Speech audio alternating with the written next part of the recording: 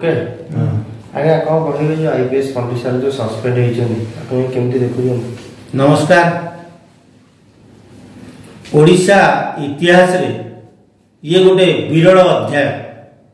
जने आईपीएस पंडित ननोडिया व्यक्ति से जो कुकार्य कले जो भाड़ुआगिरी कले ताहा आज ओडिशा घरे घरे चर्चा।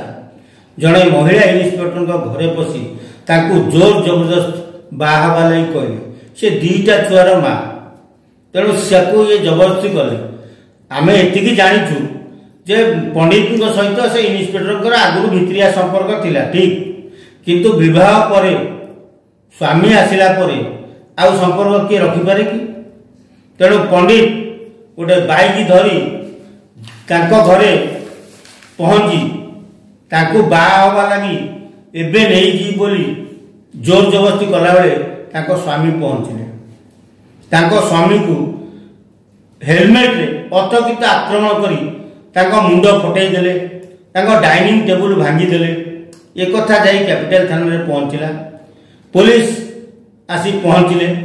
पंडित की जेते बुझेले से गोटे कथा धरी बसतांती जे मु ताको बाहर। अरे तोर तो घरे माइक अछि, तोर पिला छुआ अच्छी, तते 50 वर्ष है छड़ा यही वर्ष तुम गलु हो गलु मारी पार जब नगली मारी पार छड़ा जाऊन जो मारी कलिकता फलिकता कड़े पड़ून। ये लोकलोचन को तमें आम जाचु जे पुलिसिंग की पुलिस साधारण जनता को साहाय्य कर कौटी कौ महिला को जदि किए अत्याचार कला कि दर्शन कला पुलिस ताकू बांधिबो कि पुलिस ताकू बांधी जेल पठेबो। एठी तार उल्टा हैला। ए पर्यंत कैपिटल थाना थाना रे एफआईआर कले नाही कि से महिला कि तांको स्वामी सी भी एफआईआर कले। तेणु महिला जनक कहीं डरुचंती?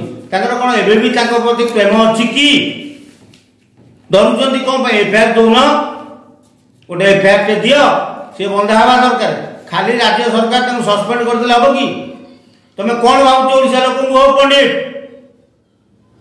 ओडिया रागिले कौन करें जान ना जान? इंग्रेज मान को पूरे देले ओडिशा लोक एटी पाइक बल बहुत। तेणु इंग्रेज भी ओडिशा रे पशि पार नथिले। आ तमे नन ओडिया आसी आम महिला मान ऊपर अत्याचार करिवो। तेणु आम राज्य सरकार ताकू खाली सस्पेंड कर नुह ताकू चाकरी बहिष्कृत करदे दरकार। आ जनसाधारण पर छाड़दे दरकार। जनसाधारण